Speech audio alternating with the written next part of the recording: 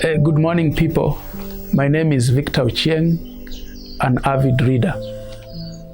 Welcome to the reading ritual, where I update you on reading and some of the readings that I'm doing and have done. This week, I've had a wonderful time to read a book titled Little Book of Stoicism by a gentleman called Jonas Salzgeber. Basically, the book is talking about timeless wisdom to gain resilience, confidence, and calmness.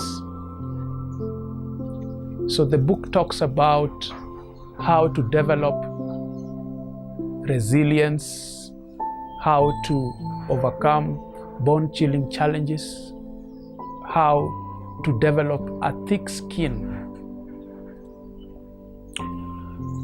And I think this is a great book to read during this season or during these tempestuous times and climes of corona crisis, because this is a time that people are going through a lot of hardships and challenges.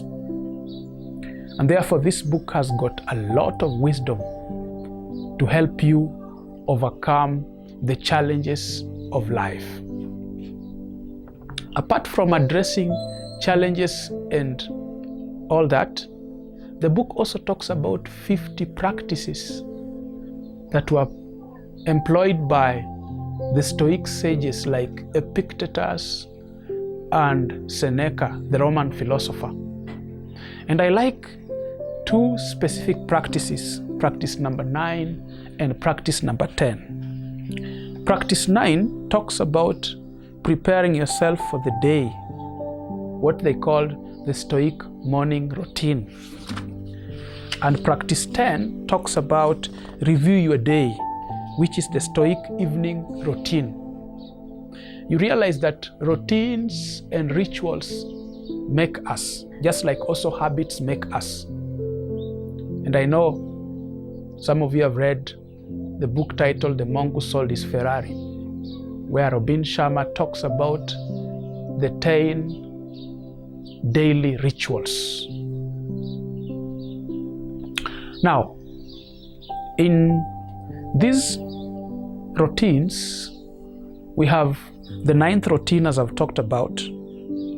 And the 9th routine I'm saying is about preparing yourself for the day.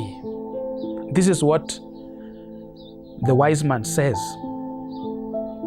One of the most advocated routines by the Stoics is to take time to look inward, examine and reflect.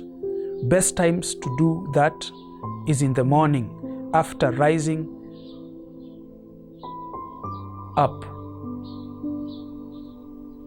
What you do in the morning.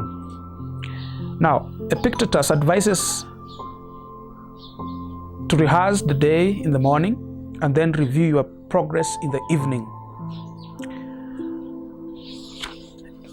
In the review your day, the Stoic evening routine, he says that rehearse your day in the morning, review your progress in the evening. At the end of each day, sit down with your journal and review.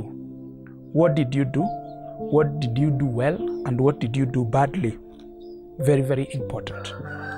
I urge you to look for the book and savor the wisdom that is enshrined between the two hardcovers.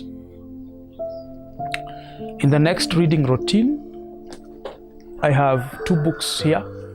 One is called Mastery by Robert Greene. Some of us know Robert Greene because he has written classics like The 48 Laws of Power, a book like The Art of Seduction, and they have also co-authored a book with 50 Cent called The 50th Law, among other titles that he has written. Now, basically talks about mastery. You should strive to be a master of what you do, be it that you're a teacher, be it that you're a writer, like yours truly, you're a poet, you're a preacher, you're a speaker, you should always desire to attain mastery. And therefore, a lot of wisdom is shared in the book, like the 10,000 hour rule, that if you want to attain mastery in any field, you need the 10,000 basic hours and more. Another book here, this is one of the titles of a great woman called Grace Ogot, the wife to Professor Bethel Alan Ogot, one of the Kenyan greatest historians. They call him the Kenyan Walking Archive. He celebrated his 90th birthday the other day, but he's still writing.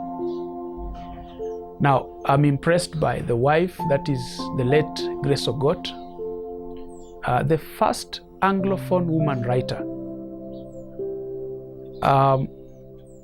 in Kenya. She has written various books. Some of us who have read these books, who have read her books, remember a book like Land Without Thunder, among other books. And her books are still being published posthumously, even after her death. Like, they have published a book called Simbi Nyaima, The Village That Sank. And here we have Princess Nyilak. Princess Nyilak. Now,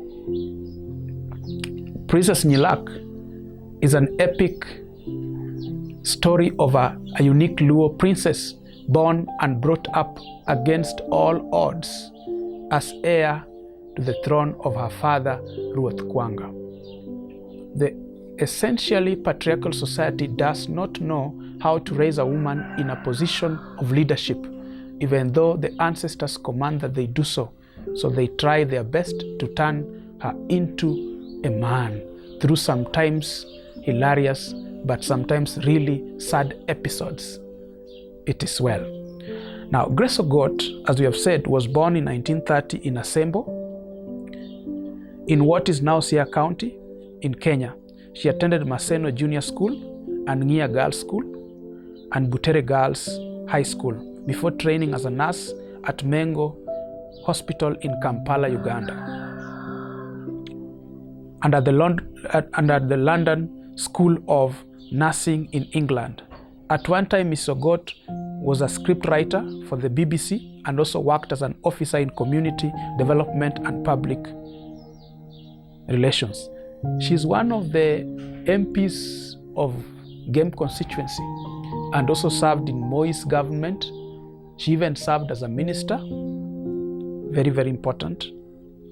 So her previous works include The Promised Land, 1966, Land Without Thunder, 1968, The Other Woman, 1976, and The Strange Bride, 1979, as well as a collection of short stories. She has also written books in vernacular, in Luo. Like some of us who were privileged to study mother tongue in primary school, we did one of her books called A Law called Apul Apul. Now, her other literary works published posthumously, which means published after her death, include Simbi Nyaima, The Village That Sank. Now we have Princess Nyilak, The Current Red, and we have The Royal Beads, among other books. Thank you very much. That is the reading ritual. My name is Victor Uchieng. You can read my reviews of books in my website www.godspenconsultancy.co.ke. Have a wonderful week.